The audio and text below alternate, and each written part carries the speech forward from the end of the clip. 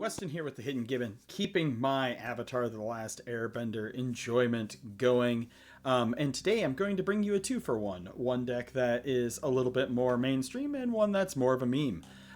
We are going to have, as the title shows, Appa, Steadfast Guardian. Appa is a great, wonderful, Sky Bison. Aang's good buddy here. Let's get straight into it. So Appa, Steadfast Guardian, is a mono-white commander for 2 colorless and 2 white. That has flash, has flying, and whenever Appa enters, airbend any number of target non-land permanents you control. And then whenever you cast a spell from exile, create a 1/1 ally creature token. So airbending says you exile the permanent, and while each one is exiled, its owner may cast it for 2 colorless rather than its mana cost. So for this first deck, we are going to take advantage of ETB effects and some token effects and try to maximize that. This deck is technically a bracket 2, but you could probably play it at bracket 3 and be just fine because there are... Oh, sorry. It is a bracket 3. Never mind. I did put 2 game changers in here. Don't play it at bracket 2. That's a bad thing. So our first Planeswalker in here is Elspeth, Stormslayer. You're going to be using this more for the token generation that it gives us. Then for creatures, we have 18. So we have 2 from upcoming sets here. First, I'll go over Anti-Venom, Horrifying Healer. Anti-Venom is coming from the Spider-Man set. It is a 5/5 for 5 white pips. And when Anti-Venom enters, if he was cast, return target creature card from your graveyard to the battlefield. And if damage would be dealt to Anti-Venom, prevent that damage and put that many 1/1 counters on them. A good way to bring back your stuff when they enter. We have Charming Prince for some blink effect. We have Aang, Airbending Master. When he enters, airbend another target creature. So exile it, you can pay 2. And whenever 1 or more creatures you control leave the battlefield without dying, you get an experience counter. And at the beginning of your upkeep, create a 1/1 white ally creature token for each experience counter you have. We have our little Panharmonicon style effects on creatures with Elesh Norn and Gandalf the White. I need to put probably a Delny in here, but we will see. We have God Eternal Oketra, so whenever you cast a creature spell, you make a 4/4 zombie.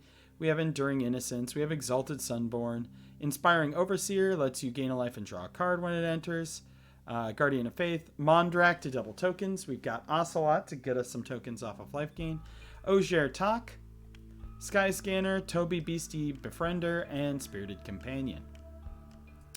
For our sorceries, we have another round, which is exile any number of creatures you control and then return them to the battlefield under their control. Repeat this process X times.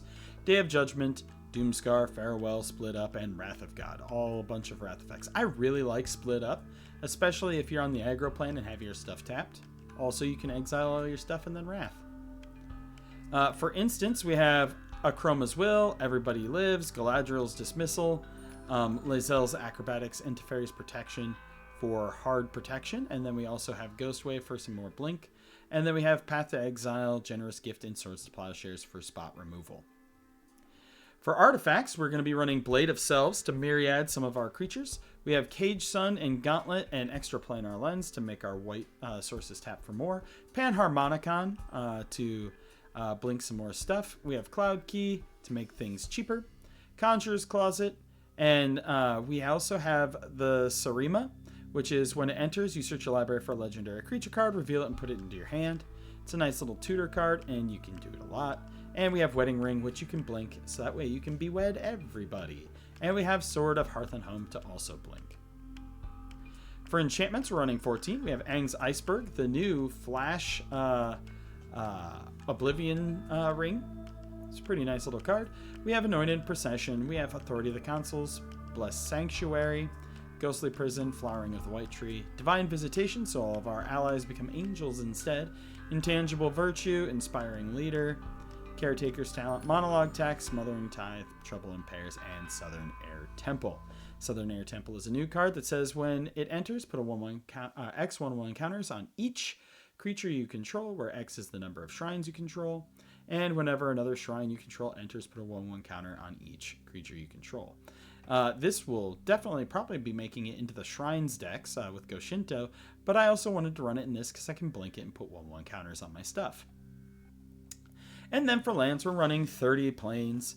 We're running Adagia, Castle Ardenvale, Cavern of Souls, Nykthos, Minas Tirith, Hall of Heliod's Generosity, Reliquary Tower, and Karoo.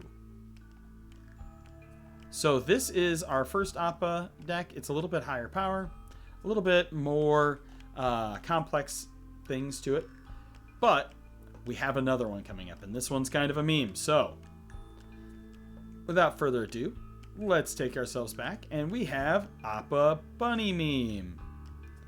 Again, starring Appa. We already know what he does. We got Elspeth, the same thing here. So you're asking yourself, Weston, what is different here? Well, we added Delmi for this one. And this is specifically because you're going to see something. We have 21 Heir Apparents in this deck. It's one of those decks, friends. One of those that I despise seeing on Arena. Probably been blown out by a couple of these before in Spell Table. But we still have our Elish Norn, Gandalf the White, Ocelot Pride, Mondrak, and Osher Tak. And also Mentor the Meek, and still Aang. For our sorceries, we still have a bunch of Wrath of effects, but we also have Raise the Past to bring back all of our Heir Apparents in case they get wrathed, and Ascend from Avernus. We also have 7 instants. We still have Path, Swords, and Generous Gift, but we subs out for Flare of Fortitude, Clever Concealment, Riot Control, and Reborn Defenses. For our artifacts, a little bit of the same, a little bit changing up. We have Cage Sun and Gauntlet of Power, doubling our mana sources, but also giving plus. We've got Coat of Arms, Akroma's Memorial, Banner of Kinship, Patchwork Banner, and Vanquisher's Banner, all to pump our bunny tokens. We have Blade of Selves, so we can Myriad one of our bunnies. Panharmonicon, and then we have Thrumming Stone. This is a little-known card, originally from Cold Snap.